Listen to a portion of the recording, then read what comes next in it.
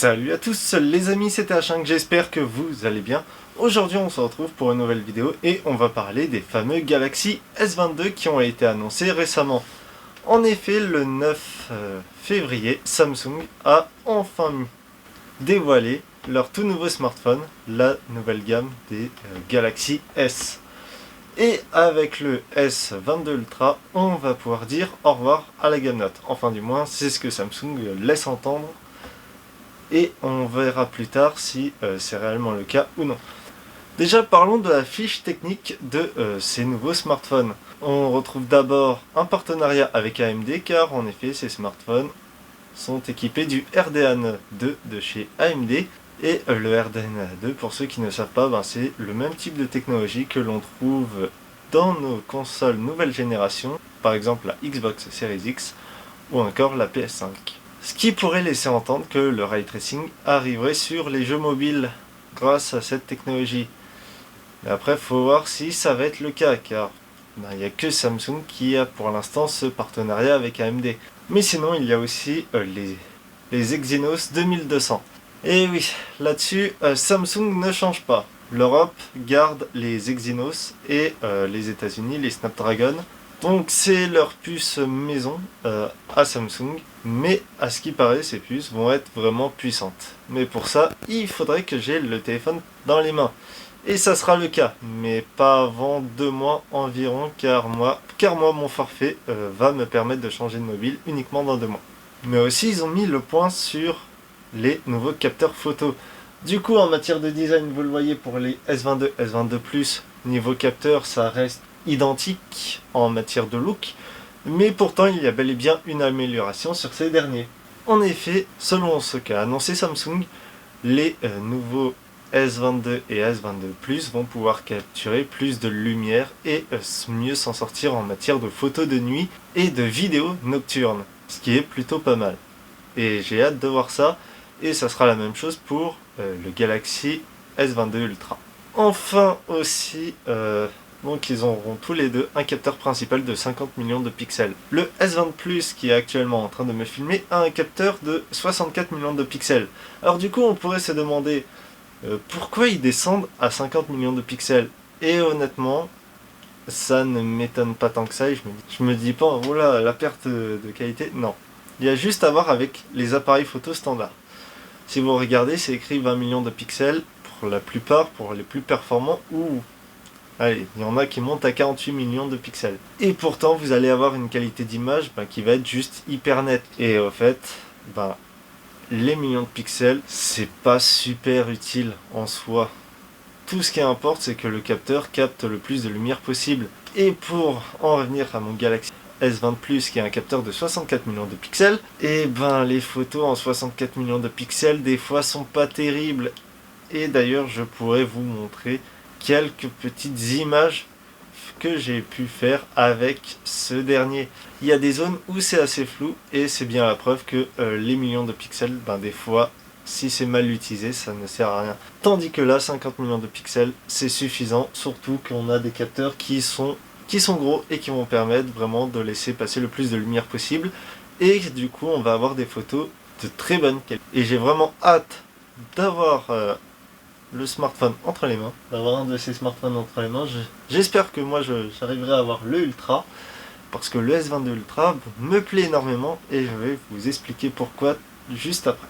Et en parlant du Ultra, lui son capteur photo reste à 108 millions de pixels avec un zoom x100. Et pour ce qui est des S22, S22 Plus, ça reste des zooms x30. C'est déjà pas mal, et j'ai déjà utilisé mon zoom x30 pour prendre des photos de la Lune. Le rendu est correct, sans plus. Car on n'est pas sur un zoom optique, on est sur un zoom numérique. Ce qui fait qu'en fait, ça va zoomer dans l'image. Du coup, forcément, il y a de la perte de qualité. Mais en tout cas, maintenant, passons au prix de ces derniers. Le S22 dans sa version 128 Go commencera à 859 €. Ensuite, en 256 Go, là, ça sera 909 €. Le S22 Plus 128 Go, 1059 €. En 256 Go, 1109 €.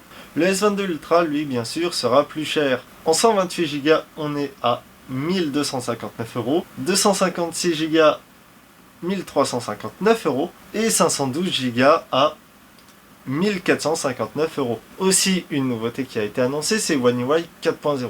Bon, ça fait un petit moment qu'il l'avait annoncé Samsung, mais là, dès le lancement des S22, ben, l'OS sera intégré au nouveau smartphone. Et j'ai hâte de pouvoir découvrir cette nouvelle surcouche d'Android, car pour moi, One UI est tout simplement la meilleure surcouche existante niveau smartphone Android. One UI est très simple d'utilisation et One UI 4 promet d'être encore plus simple. Et surtout, on va pouvoir personnaliser nos smartphones comme on veut, bien sûr, en matière d'OS. Mais du coup, repassons au Samsung Galaxy S22 Ultra, qui a l'air de signer tout simplement la mort de la gamme Note. Et ce qui fait penser ça, c'est que il a un stylet intégré qui va se ranger tout simplement comme à l'époque sur les Notes, c'est-à-dire on va avoir un petit compartiment sous le téléphone pour pouvoir le ranger. Et ça, c'est plutôt pas mal. Avant, la gamme Note me faisait énormément envie, et là je vais pouvoir retrouver ça. Je vais pouvoir avoir un stylet grâce au S22 Ultra. Mais par contre, est-ce que c'est vraiment la fin de la gamme Note en soi? Parce qu'en vrai, Samsung serait capable de la ressortir, et notamment dans une gamme pliable. Genre, je verrais bien une gamme comme, je sais pas, Z Note. Ça pourrait être intéressant. Je sais pas si Samsung ont eu cette idée, mais pour l'instant, là, ça présage vraiment la fin de la gamme Note avec le S22 Ultra.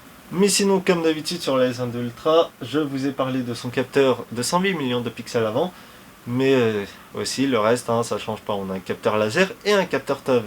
Le capteur TOV d'ailleurs à l'époque, qui arrivait sur le S22 Plus et sur le S20 Plus et le S20 Ultra.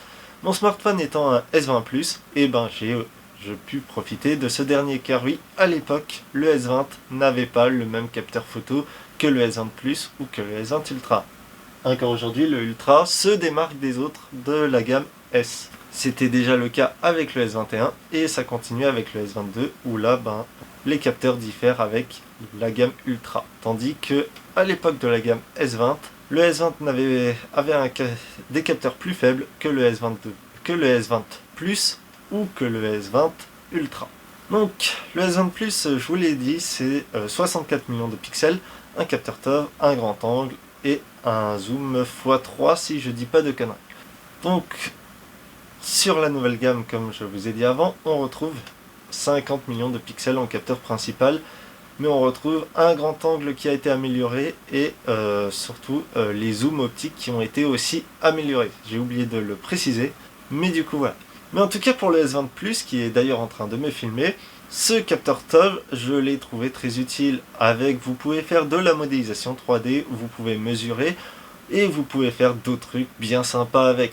Mais après, bien sûr, ça reste du gadget, et c'est sûr que c'est pas tout le monde qui va l'utiliser. Et je comprends du coup pourquoi Samsung l'a retiré de la gamme des S21 déjà à l'époque. Donc le S21 et le S21 Plus ont perdu le capteur TOV. Ok, pause. Alors, Samsung l'a retiré ensuite sur sa gamme S21 Plus. Le S21 Plus avait le même capteur photo que le S21. Et ça continue aujourd'hui avec le S22. Le S22 et le S22 Plus ont les mêmes capteurs et ce capteur TOV se trouve uniquement sur la gamme Ultra, tout comme sur la gamme S21. Et ça continue encore avec le S22. S22 et S22 Plus non plus le capteur TOV. Et maintenant, c'est uniquement la gamme Note qui ont ce capteur TOV et ce capteur laser. Même si moi, le S20 Plus n'a pas de capteur laser, tout comme le S20 Ultra n'en avait pas. Il est vraiment arrivé avec le Note 20, ce capteur laser. Et le Note, au fait, c'est vraiment l'aboutissement, le Note Plus Ultra qu'on peut faire en matière de smartphone, car il est super équipé, le S22 Ultra. Donc désormais, on a un stylet, on a un capteur de 108 millions de pixels, on retrouve le capteur TOV, le capteur laser. Bref, c'est vraiment un smartphone qui est dédié aux créateurs. Et à ceux, bien sûr, qui veulent prendre des prises de notes. Mais du coup, voilà, c'est vraiment un smartphone professionnel.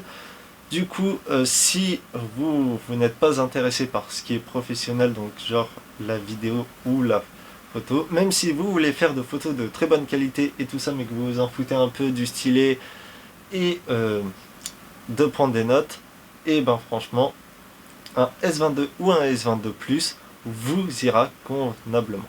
En tout cas voilà, j'ai fait le tour de cette nouvelle gamme des S22. En tout cas, j'espère que cette vidéo vous aura plu. Si c'est le cas, comme d'habitude, n'hésitez pas à la liker, à la partager et à vous abonner si vous êtes nouveau sur la chaîne. Allez, c'était TH5, ciao tout le monde et à la prochaine.